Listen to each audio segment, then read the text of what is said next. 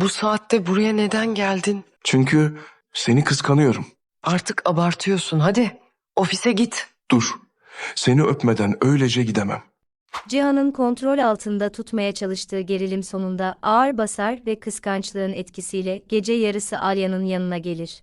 Alya için beklenmedik bir durumdur, çünkü onu böyle bir saatte görmeyi beklemiyordur.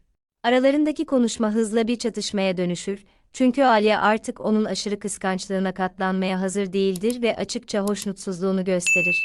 Ona göre bu davranış kabul edilebilir davranış sınırlarını aşmaktadır. Oysa Cihan tam tersine duygularını kontrol edemediğini gizlemez. Komşu konusuna tekrar döner ve hayatından kaybolması gerektiğinde ısrar eder, bu da durumu daha da kötüleştirir. Tartışmaya devam etmek istemeyen Aliye uzaklaşmaya çalışır ve daireye girer, ancak Cihan konuşmamın böyle bitmesine izin vermez. Kapıyı kapatmasına izin vermeden onu takip eder ve aralarındaki mesafeyi hızla azaltır. Hareketleri dürtüsel hale gelir, onu kendine çeker ve öper, bu jestle kelimelerle ifade edemediği şeyi anlatmaya çalışır. Bundan sonra gerilim kısmen azalır ve konuşma daha sakin bir hal alır. Cihan günlük işlerde bile zorlandığını itiraf eder ve geceyi ofiste geçirmek zorunda kalmasının kendisini daha da rahatsız ettiğini belirtir. Onunla kalmak için izin ister ve Alya, sinirli olmasına rağmen kabul eder, ancak net bir şart koşar, kıskançlık konusuna bir daha geri dönmemek. Ertesi sabah birlikte daireden çıktıklarında bir komşuyla karşılaşırlar ve Cihan, Alya'nın elini tutarak onu açıkça kendi kadını olarak işaretler. Bu sefer Alya olumsuz tepki vermez, aksine, onun algısına göre bu Cihan'ın ilgisizliğinin ve onu kaybetme korkusunun bir tezahürü gibi görünür ve bu da onda daha yumuşak bir tepkiye neden olur. Aynı zamanda Cihan, yeni çatışmalara yer bırakmamak için Meryem ile ilgili konuyu nihayet kapatmaya karar verir. Pozisyonunu doğrudan tanımlar, geçmişi şimdiden açıkça ayırır ve tüm duygularının ve planlarının yalnızca Alya ile bağlantılı olduğunu netleştirir. Alya da Meryem'le konuşmaktan kaçınmaz ve ona daha ölçülü ve bilinçli bir yaklaşımla yaklaşır. Durumun karmaşıklığını ve duyguların hemen kaybolmayabileceğini anlayarak, anlayışla konuşur. Aynı zamanda Cihan'ın seçimi zaten bilindiğine göre, bu duyguların devam edemeyeceğini açıkça belirtir. Meryem ise karşılık olarak müdahale etmemeye ve durumu değiştirmeye çalışmamaya istekli olduğunu gösterir ve amacının barış ve istikrar olduğunu belirtir. Alya bu pozisyonu kabul eder, ancak aynı zamanda güvenlik sorunu çözüldükten sonra Meryem'in bu alandan ayrılıp hayatının yeni bir aşamasına başlaması gerektiğini vurgular. Sonuç olarak tüm çizgiler yavaş yavaş daha büyük bir kesinliğe doğru ilerler.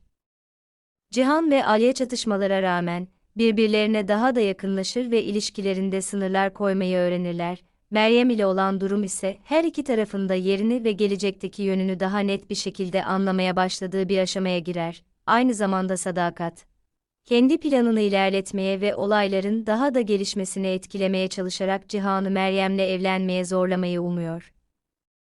Koşulları ve baskıyı kullanarak ısrarcı davranıyor, ancak Cihan artık ikiyüzlülüğe yer bırakmıyor. Pozisyonunu açık ve kendinden emin bir şekilde tanımlıyor, kararının kesin olduğunu ve değiştirilemeyeceğini net bir şekilde belirtiyor. Onun için tek bir gelecek var ve bu da yalnızca Alya ile bağlantılı. Bundan sonra Meryem etrafta olduğu sürece orada kalmaya hazır olmadığı ve yeni gerilim nedenleri yaratmamak için durumdan tekrar uzaklaşıyor ve malikaneyi terk ediyor. Ertesi gün Alya'yı işe getiriyor ve bu buluşma farklı bir atmosferde gerçekleşiyor.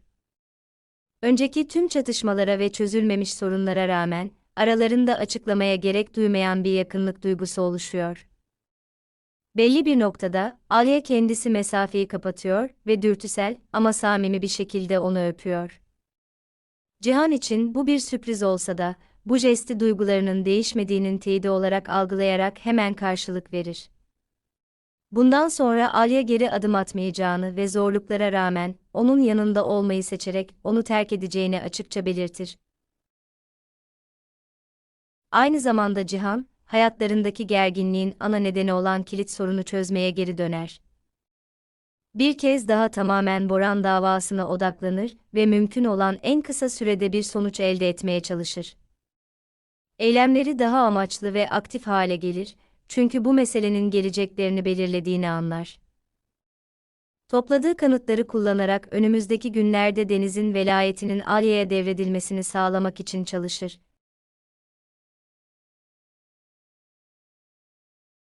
Tüm olaylar Cihan ve Alya arasındaki ilişkinin kaotik bir duygusal çatışmadan daha bilinçli bir aşamaya geçmesine yol açar.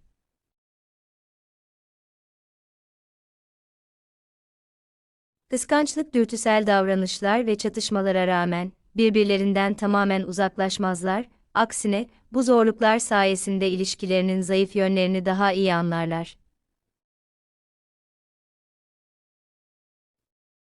Cihan duyguların ve dürtülerin tek başına yeterli olmadığını ve Alya için güven ve istikrarın duygular kadar önemli olduğunu fark etmeye başlar. Alya ise artık sadece duygusal tepki vermez, bu ilişkide kendini kaybetmemesini sağlayacak net sınırlar oluşturmaya çalışır. Kıskançlık durumu karşılıklı bağlılıklarını gösterirken, aynı zamanda yavaş yavaş kontrol etmeyi öğrendikleri güvensizlik sorununu da ortaya koyar. Meryem ile olan ilişkide yavaş yavaş belirsizliğini kaybeder ve daha net bir biçime girer. Cihan'ın açık sözlü tavrı yanılsamaları ortadan kaldırır ve daha fazla çatışmanın temelini yok eder. Alya'nın Meryem ile konuşması ise durumun artık duygular tarafından değil, bilinçli kararlar düzleminde yönetildiğini gösterir. Aynı zamanda Meryem'in yardımı mesafeye duyulan ihtiyacı ortadan kaldırmaz. Bu da önceliklerdeki değişimi ve rollerin net bir şekilde belirlenmesini vurgular. Özellikle Sadakat'ın Cihan'ın geleceğini etkileme girişimleri gibi dış baskılar, onun bağımsız hareket etme kararlılığını daha da güçlendirir. Sonunda seçiminde kararlıdır ve artık başkalarının kişisel hayatına müdahale etmesine izin vermez. Bu da içsel bir dönüşümü ve kararlarının sorumluluğunu üstlenmeye hazır olduğunu gösterir. Buna paralel olarak Cihan'ın Boran davasındaki pratik eylemleri, durumun istikrar kazanmasında kilit bir faktör haline gelir. Deniz'in velayet sorununun çözümü, Alya'yı etkileyen gerilim ve korkunun ana kaynağını yavaş yavaş ortadan kaldırır.